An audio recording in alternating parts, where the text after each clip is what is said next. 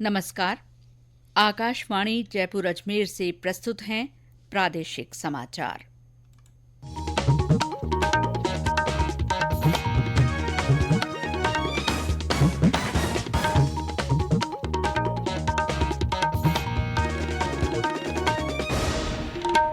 मुख्य समाचार। केंद्र सरकार आतंकवाद का मुकाबला करने के लिए जल्दी ही आतंकरोधी नीति लाएगी। खान और पेट्रोलियम विभाग के राइजिंग राजस्थान प्री समिट में कल 60,000 करोड़ रुपए से अधिक निवेश के एमओयू होंगे। जयपुर सहित 3 जिलों की इन्वेस्टर्स मीट भी कल। कोटा में ग्रीनफील्ड एयरपोर्ट को केंद्रीय वन और पर्यावरण मंत्रालय की मंजूरी के बाद इसका निर्माण कार्य अगले साल से शुरू होगा। और पर्यावरण, वन तथा जलवायु परिवर्तन मंत्रालय ने पराली जलाने पर लगाए जाने वाले जुर्माने को दोगुना किया।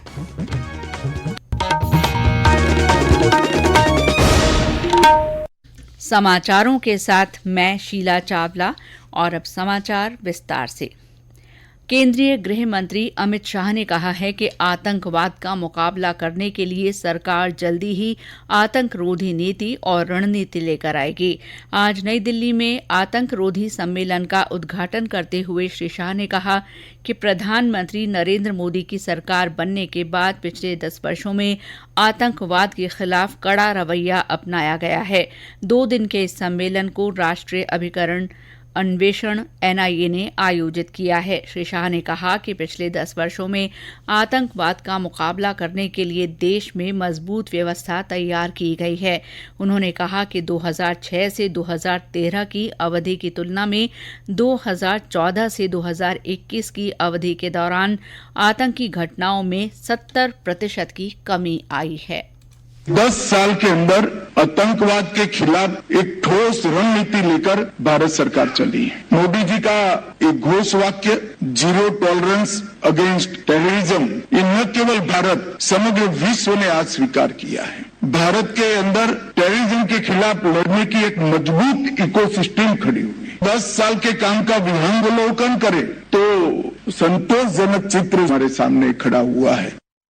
गृह मंत्री ने अपने भाषण में आजादी के बाद देश की आंतरिक सुरक्षा बनाए रखने और सीमा सुरक्षा के लिए अपने प्राणों का बलिदान देने वाले 36,468 पुलिसकर्मियों को श्रद्धांजलि दी। प्रदेश में खान और पेट्रोलियम विभाग के राइजिंग राजस्थान प्री समिट में कल 60,000 करोड़ रुपए से अधिक निवेश के एमओयू प्रस्तावों पर हस्ताक्षर होंगे। प्री समिट में मुख्यमंत्री भजनलाल शर्मा भी मौजूद रहेंगे। खान विभाग के प्रमुख शासन सचिव टी रविकांत ने बताया कि प्री समिट से पहले रोड शो और अन्य आयोजनों में खान और पेट्रोलियम सेक्टर में निवेश के लिए 77,721 करोड़ रुपए के एमओयू पर हस्ताक्षर हो चुके हैं। कल होने वाले प्री समिट में माइनिंग सेक्टर के 41,000 करोड़ रुपए से ज्यादा के निवेश और पेट्रोलियम सेक्टर में 19,000 करोड़ रुपए से अधिक के निवेश प्रस्तावों पर राज्य सरकार और निवेशकों के बीच एमओयू होंगे। जयपुर जिले के साथ जयपुर ग्रामीण और दूदू की जिला स्तरीय इन्वेस्टर्स मीट कल राजधानी में आयोजित होगी। जयपुर जिला कलेक्टर डॉक्टर जितेंद्र कुमार सोनी ने बताया कि राजस्थान इंटरनेशनल सेंटर में होने वाले कार्यक्रम में 45,000 करोड़ रुपए के 205 निवेश प्रस्तावों पर हस्ताक्षर होंगे। इससे 2,06,000 से ज्यादा लोगों को रोजगार मिल सकेगा। केकड़ी में भी कल जिला स्तरीय इन्वेस्टर मीट होगी। इसमें 3,000 करोड़ रुपए से अधिक के निवेश के एमओयू पर हस्ताक्षर किए जाएंगे। इस कार्यक्रम में उप मुख्यमंत्री और जिले की प्रभारी मंत्री दया कुमारी तथा केंद्रीय कृषि राज्य मंत्री भागीरथ चौधरी भी शिरकत करेंगे। इस बीच श्रीगंगानगर में आज इन्वेस्टर मीट आयोजित की गई। इसमें 3,051 करोड़ रुपए के 227 एमओयू हुए हैं। जिला कलेक्टर डॉक्टर मंजू ने बताया कि इस निवेश से 5,600 से अधिक लोगों को प्रत्यक्ष और 8,293 लोगों को अप्रत्यक्ष रूप से रोजगार मिल सकेगा। राज्यपाल हरिभाऊ बागड़े ने कहा है कि उद्यमशीलता को बढ़ावा देने के लिए देश में एक मजबूत माहौल तैयार करने की जरूरत है। इसके तहत युवाओं में नए विचारों और सफलता के लिए जरूरी संसाधनों की समझ विकसित करनी होगी। श्री बागड़े ने आज जयपुर में एक कार्यक्रम में कहा कि देश को 2047 तक विकसित भारत का प्रधानमंत्री का विजन साकार करने के लिए मानव शक्ति को सुनियोजित उपयोग करना होगा। इसके लिए युवाओं द्वारा नए नए स्टार्टअप और उद्यमिता विकास के कार्य पर भी जोर देना होगा। राज्यपाल ने कहा कि स्टार्टअप्स की आज के आर्थिक परिदृश्य में महत्वपूर्ण भूमिका है। लोकसभा अध्यक्ष ओम बिरला आज संसदीय क्षेत्र कोटा बूंदी के प्रवास पर रहे। श्री बिरला ने केशवरायपाटन में विकास कार्यों का लोकार्पण और शिलान्यास किया। इस दौरान उन्होंने क्षेत्र में कई महत्वपूर्ण सड़कों के निर्माण की आधारशिला रखी और मूलभूत सुविधाओं से जुड़े कामों का लोकार्पण भी किया।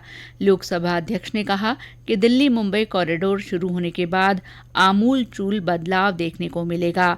रेल और सड़क कनेक्टिविटी होने से ये समृद्धि के पथ साबित होंगे। क्षेत्र में एथनॉल के प्लांट से इलाके के किसान भी समृद्ध हो सकेंगे।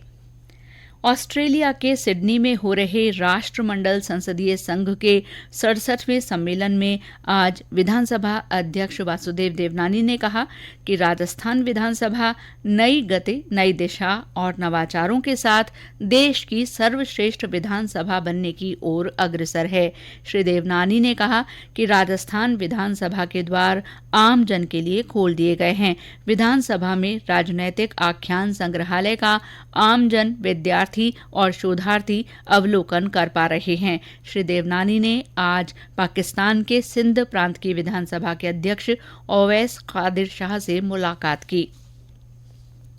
ये समाचार आकाशवाणी जयपुर अजमेर से प्रसारित किए जा रहे हैं। कोटा में ग्रीनफील्ड एयरपोर्ट को केंद्रीय वन और पर्यावरण मंत्रालय से मंजूरी मिलने के बाद अब इसका निर्माण कार्य अगले साल से शुरू कर दिया जाएगा। ये निर्माण कार्य दिसंबर 2027 तक पूरा करने का लक्ष्य रखा गया है।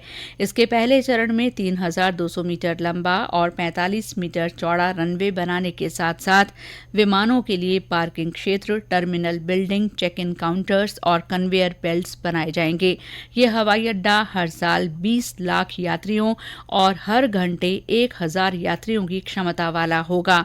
वर्तमान में घरेलू उड़ानों में उपयोग में आ रहे सबसे बड़े हवाई जहाज भी यहां से उड़ान भर सकेंगे। भविष्य में अंतर्राष्ट्रीय उड़ानें भी यहां से संचालित हो सकेंगी।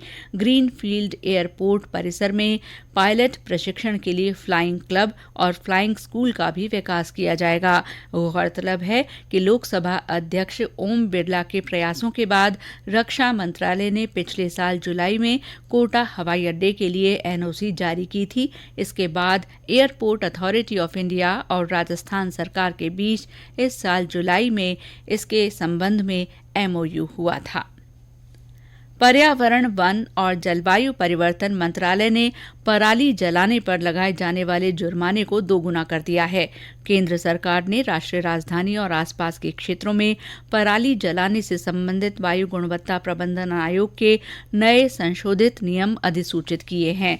नए नियमों के तहत 2 एकड़ से कम जमीन वाले किसानों को अब 5,000 रुपए जुर्माना देना होगा, जो पहले 2,500 रुपए था। 2 से 5 एकड़ जमीन वाले किसानों को 10,000 रुपए पर्यावरण क्षतिपूर्ति देना होगा। जिन किसानों के पास 5 एकड़ से ज्यादा जमीन है, उन्हें पराली जलाने पर 30,000 रुपए का जुर्माना देना होगा। उच्चतम न्यायालय ने निर्णय दिया है कि सरकारी नौकरियों में नियुक्ति के लिए भर्ती प्रक्रिया के दौरान निर्धारित नियमों में किसी तरह का फेरबदल नहीं किया जा सकता। प्रधान न्यायाधीश डीवाई चंद्रचूड़ की अध्यक्षता वाली 5 न्यायाधीशों की पीठ ने आज अपने फैसले में कहा कि भर्ती प्रक्रिया शुरू होने से पहले निर्धारित किए गए भर्ती नियमों में बाद में कोई बदलाव नहीं किया जा सकता।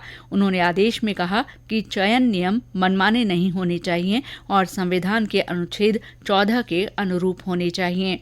उच्चतम न्यायालय ने सर्वसम्मति सर्वसम्मति से कहा कि सरकारी भर्तियों की प्रक्रिया में पारदर्शिता और भेदभाव रहित नीति अपनाई जानी चाहिए ताकि उम्मीदवारों को किसी तरह की परेशानी नहीं हो। रेलवे त्योहार के अवसर पर यात्रियों की सुविधा के लिए कल से 164 विशेष रेलगाड़ियां चलाएगा। अगले 3 दिनों तक करीब 476 रेलगाड़ी चलाए जाने की योजना है। उत्तर रेलवे दिल्ली, हरियाणा, उत्तर प्रदेश, पंजाब, उत्तराखंड और जम्मू कश्मीर के विभिन्न स्टेशनों से देश के विभिन्न भागों के लिए करीब 20 गाड़ियां चलाएगी। इनमें वाराणसी, प्रयाग, छपरा, गोरखपुर, दरभंगा, बरौनी और होड़ा शामिल हैं। उत्तर रेलवे के मुख्य जनसंपर्क अधिकारी हिमांशु शेखर उपाध्याय ने बताया कि रेलवे स्टेशनों से यात्रियों को सुविधाजनक तरीके से बाहर निकालने के लिए रेलवे सुरक्षा बल के जवानों और स्वयंसेवकों को तैनात किया गया है। उत्तर पश्चिम रेलवे की ओर से भी त्योहारों को देखते हुए कई विशेष ट्रेनों का संचालन किया जा रहा है। साथ ही स्टेशनों पर भीड़ प्रबंधन के लिए भी व्यापक इंतजाम किए गए हैं। जयपुर के वरिष्ठ मंडल वाणिज्य प्रबंधक कृष्ण कुमार मीणा ने बताया कि रेलवे ने यात्रियों की सुविधा के लिए सभी जरूरी कदम उठाए हैं। कई जगह round the clock extra counter भी लगे हैं, एक्स्ट्रा के 2 इंक्वायरी के लिए भी, बुकिंग के लिए। राउंड द क्लॉक मैनिंग होता है। ट्रेन 50 स्पेशल ट्रेन का संचालन किया। लगभग जो एग्जिस्टिंग ट्रेन है उनमें 148 एक्स्ट्रा कोचेज लगाए गए हैं to cater the rush of Diwali and Chhath दोनों के लिए। और अब अगर मैं बात करूं अगले आज और अगर 10 नवम्बर तक, तो अभी भी NWR लगभग 24 ट्रेनें चलाएगा। आज राष्ट्रीय कैंसर जागरूकता दिवस मनाया जा रहा है। इसका उद्देश्य कैंसर की रोकथाम, शीघ्र पहचान और उपचार के बारे में जागरूकता बढ़ाना है। प्रदेश में इस सिलसिले में जागरूकता कार्यक्रम हुए। जयपुर में मुख्य चिकित्सा और स्वास्थ्य अधिकारी प्रथम के कार्यालय की ओर से स्वास्थ्य नारी चेतना अभियान आयोजित किया गया। इसमें महिलाओं को ब्रेस्ट कैंसर और सर्वाइकल कैंसर के बारे में जानकारी दी गई। साथ ही महिलाओं की स्क्रीनिंग भी की गई। कोटपूतली, बहरोड जिले में भी ऐसा ही कार्यक्रम हुआ जिसमें 30 से अधिक महिलाओं की जांच की गई। और अंत में मुख्य समाचार एक बार फिर। केंद्र सरकार आतंकवाद का मुकाबला करने के लिए जल्दी ही आतंकरोधी नीति लाएगी। खान और पेट्रोलियम विभाग के राइजिंग राजस्थान प्री समिट में कल 60,000 करोड़ रुपए से अधिक के निवेश के MOU होंगे। जयपुर सहित 3 जिलों की इन्वेस्टर्स मीट भी कल आयोजित होगी। कोटा में ग्रीन फील्ड एयरपोर्ट को केंद्रीय वन और पर्यावरण मंत्रालय की मंजूरी के बाद इसका निर्माण कार्य अगले साल से शुरू होगा।